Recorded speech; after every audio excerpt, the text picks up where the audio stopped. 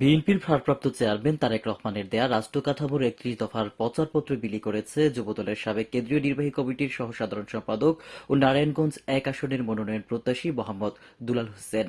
মাসব্যাপী কর্মসূচির ধারাবাহিকতায় স্থানীয় মুসল্লিদের নিয়ে শুক্রবার পূর্বাঞ্চলের ভোলানাথপুর এলাকায় এই প্রচারপত্র বিলি করেন তিনি।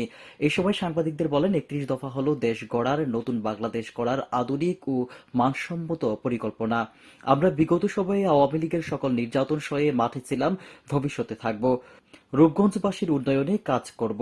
পূর্বাঞ্চলের সুবিধা বঞ্চিতদের নিয়ে অতীতের মতোই মাঠে থাকব। নিজ এলাকার জন্য নিজেকে বিলিয়ে দেব। নেতা হতে আসিনি, সেবা করতে মাঠে এসেছে বলে তিনি মন্তব্য করেন।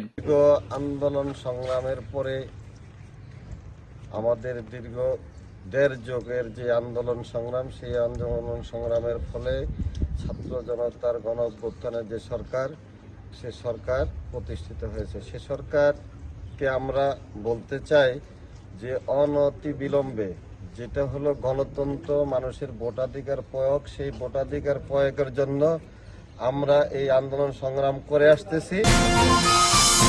কেটিভি বাংলা, বিশ্বের চোখে বাংলাদেশ।